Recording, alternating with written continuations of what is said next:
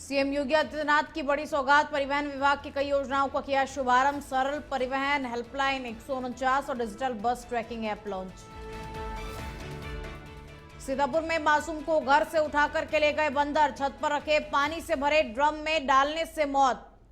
मचरेटा थाना क्षेत्र के सूरजपुर गांव की घटना। पीलीभीत में साइबर ठगी करने वाले 5 अंतर्राज्यीय बदमाश गिरफ्तार। 9 मोबाइल, 3.5 लाख रुपए नकदी और फर्जी आधार कार्ड जब्त। साउथ ईस्ट एशिया के देशों में पैसे ट्रांसफर करता था गिरोह।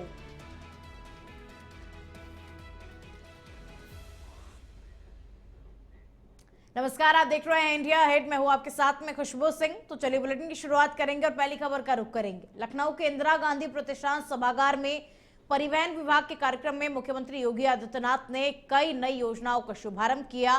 इनमें परिवहन विभाग की सेवाओं को कॉमन सर्विस सेंटर के माध्यम से शुरू करना, सीएससी और परिवहन निगम के बीच में एमओयू पर हस्ताक्षर, 4 स्क्रैपिंग सेंटर और 4 ऑटोमेटिक टेस्टिंग सेंटर के निवेशकों को प्रमाण पत्र वितरण शामिल रहा। और इसके अलावा अंतर्राष्ट्रीय ड्राइविंग लाइसेंस की नई बुकलेट, सरल परिवहन हेल्पलाइन 139 और डिजिटल बस ट्रैकिंग ऐप भी लॉन्च किए गए। तो परिवहन विभाग के नई योजनाओं का शुभारंभ योगी आदित्यनाथ ने किया।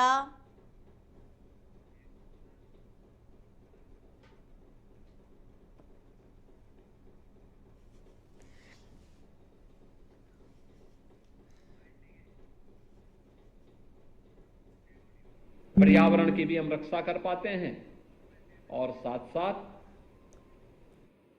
बेहतरीन यात्रा का भी आनंद लोग ले पाते हैं। उससे हम लोगों को उस दिशा में आगे बढ़ना पड़ेगा और उसमें सर्विसिंग की भी समस्या का समाधान, डीजल पेट्रोल की समस्या का भी समाधान सब अपने आप हो जाता हो। चार्जिंग स्टेशन लगाने पड़ेंगे, उसमें भी निजी वेंडर आ सकते हैं। थोड़ा सा प्रयास परिवहन विभाग को आगे करना पड़ेगा।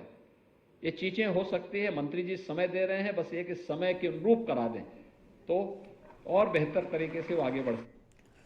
सीतापुर में दिल दहला देने वाली घटना सामने आई है। दरअसल मचरेटा थाना क्षेत्र के सूरजपुर गांव के घर में अंदर सो रहे 2.5 माह के बच्चे को बंदर उठाकर के ले गया और छत पर रखे पानी के ड्रम में डाल दिया। और परिवार के सदस्य अपने काम में व्यस्त थे और बाद में नवजात का शव पानी से भरे ड्रम में डूबा हुआ मिला। और इस घटना से पूरे गांव में मातम का माहौल छा गया और वहीं परिजनों का रो रो करके बुरा हाल है। तो देखिए, एक बंदर आता है और 2.5 माह के नवजात बच्चे को उठा करके ले जाता है और घर की छत पर पानी से भरे हुए ड्रम में बच्चे को बंदर डाल देता है। और बाद में परिजनों को इस बात की भनक लगती है और उसके बाद में परिजन जब छत पर पहुंचते हैं तो पानी से भरे ड्रम में नवजात बच्चे का शव तैरता हुआ मिला।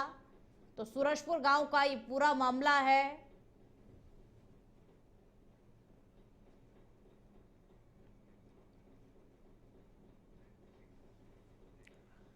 और अब खबर पीलीभीत से है, जहां साइबर क्राइम थाना पुलिस ने डिजिटल अरेस्ट और साइबर ठगी करने वाले 5 अंतर्राज्यीय अपराधियों को गिरफ्तार किया है। और पकड़े गए आरोपियों के पास से 9 मोबाइल फोन, 3,50,000 रुपए नगद और 10 फर्जी आधार कार्ड, 2 चेकबुक भी बरामद की गई है। और पुलिस जांच में खुलासा हुआ कि ये गिरोह भोले भाले और आर्थिक रूप से कमजोर लोगों के नाम पर फर्जी बैंक खाते और मोबाइल नंबर बनाकर करोड़ों रुपए की ठगी करता था और पैसे साउथ ईस्ट एशिया के देशों तक ट्रांसफर करता था। और गिरफ्तार आरोपियों की पहचान मनीष कुमार, विकास वर्मा, राजेंद्र शर्मा, संजय बॉबी देशवाल और प्रशांत चौहान के रूप में हुई है। पुलिस ने इन्हें पूरनपुर रोड पेट्रोल पंप के पास से दबोचा और अब पूरे नेटवर्क की जांच पड़ताल की जा रही है।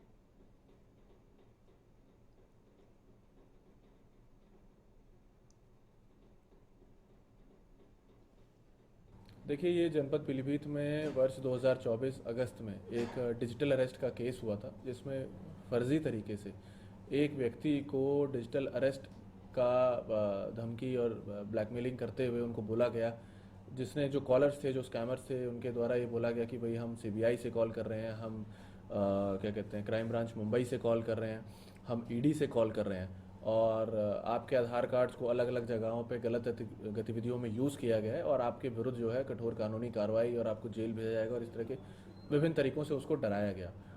उसके भय में आते हुए उस व्यक्ति के द्वारा अपने दोस्तों से भी पैसा उधार लेते हुए कुल 57 लाख से अधिक रुपए इनको स्कैमर्स को दिए गए 2024 अगस्त की घटना थी। इस पे हमारी टीम लगी हुई थी और हाँ, खुशी की बात यह है कि 1 साल बाद उस गैंग को पकड़ा गया है। उस गैंग के विभिन्न अंग हैं जो अलग अलग तरीके।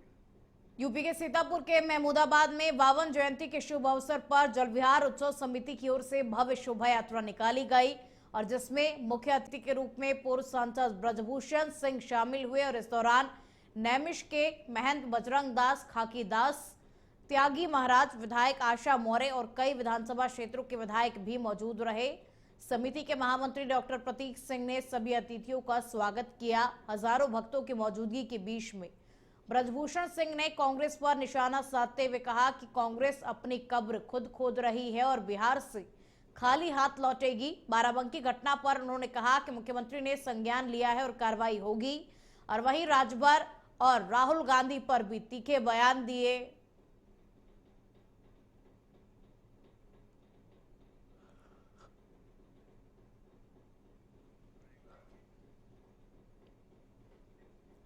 देखिए, गोंडा की लोकेशन में यहाँ के लोकेशन में फर्क नहीं है और हमारा मानना है कि हमारे गोंडा जनपद की हजारों लड़कियां यहाँ गांव में बैठी हैं, तो इसलिए मैं वही माहौल देख रहा हूँ जो गोंडा का है।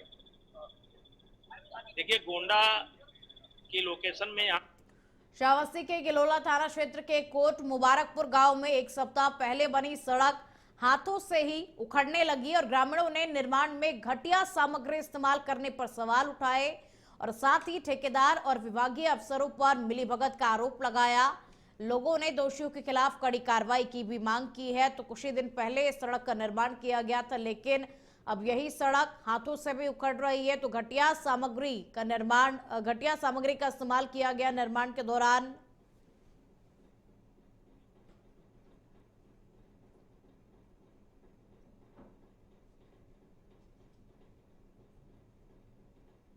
ये रोड जो है पहले खरंजा थी, जो है जब इकौना विधानसभा था, माननीय छैबर लाल जी विधायक थे, तब ये रोड बनी थी। इसके बाद कोई आज तक इसको देखा नहीं। फिर माननीय विधायक जी श्रावस्ती रामचरण पांडे जी विधायक हुए, उनके प्रयास से ये 1600 मीटर रोड पास हुआ। माननीय जी रोड दिए, लेकिन ठेकेदार लोग भैया देखो ये रोड बनाई गए हैं, रोड के दरसा है। ये हमें रोड बनाए गए हैं कि 10 दिन न चली, हाथे से उजरा आपके सामने देखबे कि नहीं हुए। रामसभा कोट मुबारकपुर, ये रोड नहीं श्री रामचरण पांडे जी ने इसको सौगात में दिए थे और हमारे गांव का बहुत दिन से सौभाग्य रहा कि रोड बने, लेकिन नहीं बन पाया था। इसलिए कोई तरफ से माननीय जी के सौभाग्य से ना ये रोड बन गया और रोड बन गया, इसमें मटेरियल कम डाल दिए, ये रोड टूट रहा है, फट रहा है। देखो विधायक जी हमारे कोई मुबारकपुर में जो रोड बना हुआ है उसका शुद्ध बना चाहिए। वो ठेकेदार गलत बनवाई नहीं, खाली ये बनवावा का है कि चटावा का है, वो जरूरत थी वैसे कि 25 साल के बाद में हम लोग जब माननीय जी से बराबर जुड़े रहे और माननीय जी से, तो माननीय जी ने हमारे यहाँ 1600 मीटर रोड, बहुत बड़ी बात उन्होंने की है हमारे ग्राम सभा कोट मुबारक को। उन्होंने कहा कि आपके ग्राम सभा और हमारे ग्राम सभा की दोनों अगल बगल में है, हमारा परिवार है ये सब घर, तो उन्होंने 1600 मीटर हमारे ग्राम सभा को दिया है। इसके लिए माननीय जी को। मथुरा के बरसाना कस्बे में प्राइमरी स्कूल परिसर के पेड़ पर बिजली गिरने से राधा रानी मंदिर के रेलिंग में करंट दौड़ गया और मंदिर सेवायत समेत 1 दर्जन श्रद्धालुओं को झटका लगा और इससे मंदिर परिसर में मौजूदा श्रद्धालुओं में अफरा तफरी मच गई। तत्काल सोलर प्लांट से राधा रानी मंदिर जाने वाली बिजली को काट दिया गया और इससे बड़ा हादसा होने से बच गया और वहीं आसपास के घरों में लगे बिजली उपकरण भी जल गए। तो राधा रानी मंदिर की रेलिंग में करंट दौड़ गया और मौके पर अफरा तफरी का माहौल भी हो गया। बरसाना में प्राइमरी स्कूल परिसर में पेड़ पर बिजली गिरी, जिसकी वजह से राधा रानी मंदिर के रेलिंग में भी करंट दौड़ गया और बिजली के उपकरण भी, घरों में जो बिजली के उपकरण लगे हुए थे वो भी पूरी तरीके से जल गए। मंदिर सेवायत समेत 1 दर्जन से ज्यादा श्रद्धालुओं को झटका भी लगा और साथ ही आसपास में जो घर थे वहां के भी बिजली उपकरण जल गए।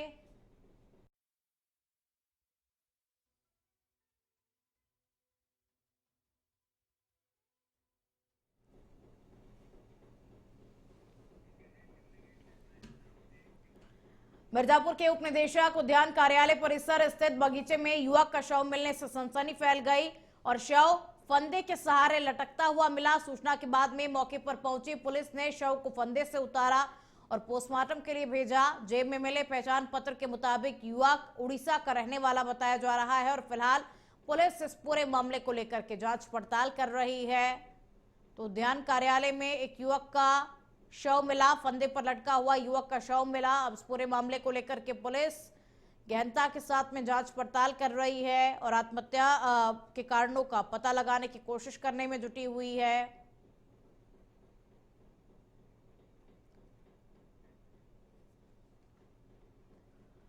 बागपत के काटा गांव में यमुना नदी के बढ़ते जलस्तर और लगातार बारिश के कारण 2 मकान ढह गए और इस हादसे में करीब 15 लाख रुपए का नुकसान हुआ है। जब यह हादसा हुआ इस दौरान मकान में कोई भी मौजूद नहीं था, जिससे कि जनहानि नहीं हुई और वहीं लोगों ने प्रशासन से पीड़ित परिवारों की आर्थिक मदद की भी मांग की है। तो देखिए करीब 15 लाख रुपए का नुकसान हुआ, लेकिन गनीमत यही रही कि किसी भी प्रकार की कोई भी जनहानि इस हादसे में नहीं हुई। काठा गांव में 2 मकान ढह गए।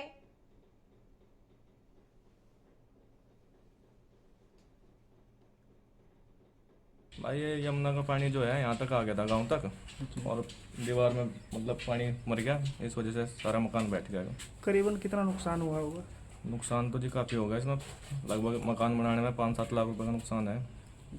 सारा मकान बेकार हो गया। कोई जनहानि, कोई घायल वगैरह कुछ? जनहानि तो बस पहले पता लग गई थी थोड़ी, तो इस वजह से बच गई जान, नहीं तो ऐसा भी हो सकता है एकदम मौके पर कुछ भी हो सकता है, पानी की वजह से नुकसान। घायल वगैरह? नहीं, घायल तो कोई नहीं है। मौके पे यहाँ पे कितने लोग थे? नोएडा में मेट्रो के एक्वा लाइन विस्तार परियोजना का काम जल्द शुरू होगा। नोएडा मेट्रो रेल कॉरपोरेशन के हेडक्वार्टर में आयोजित प्री बिड मीटिंग में 10 से अधिक डिजाइन कंसल्टेंसी एजेंसियों ने भाग लिया और बैठक की अध्यक्षता एनएमआरसी के कार्यकारी निदेशक महेंद्र प्रसाद ने की और मीटिंग में विस्तार कॉरिडोर के एलिवेटेड सेक्शन के ट्रैक्शन, सिविल, आर्किटेक्चरल और E&M कार्यों का डिजाइन तैयार करने और डिपो रिसीविंग सब स्टेशन की क्षमता बढ़ाने के लिए टेंडर प्रक्रिया पर चर्चा हुई। एनएमआरसी ने बताया कि टेंडर की बोली सितंबर के अंत में खोली जाएगी। कार्यकारी निदेशक ने कहा कि डिजाइन सलाहकार अंतर्राष्ट्रीय सुरक्षा और गुणवत्ता मानकों के अनुरूप कार्य करेंगे, जिससे कि परियोजना समय पर पूरी होगी और लागत भी कम होगी और इससे नोएडा क्षेत्र में मेट्रो कनेक्टिविटी मजबूत होगी और यात्रियों को बेहतर सुविधाएं भी मिल पाएंगी।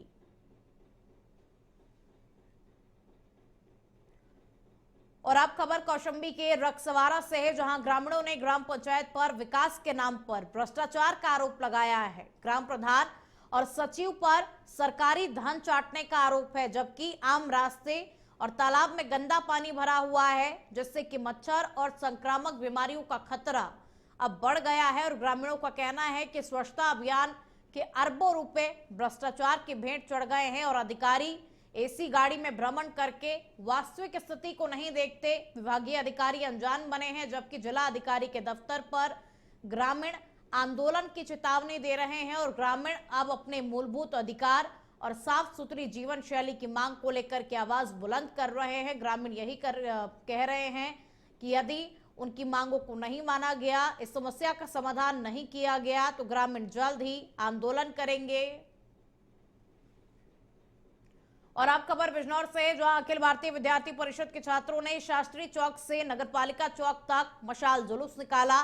छात्रों ने इस दौरान प्रदेश की भाजपा सरकार और पुलिस के खिलाफ जमकर के नारेबाजी की और बाराबंकी प्रकरण को लेकर के सरकार को घेरा। छात्रों ने चेतावनी दी कि अगर मामले में कार्रवाई नहीं हुई तो लखनऊ की ओर कूच करेंगे और जुलूस के दौरान छात्रों का जोर सरकार और प्रशासन पर दबाव बनाने और अपने अधिकारों की मांग करने पर रहा।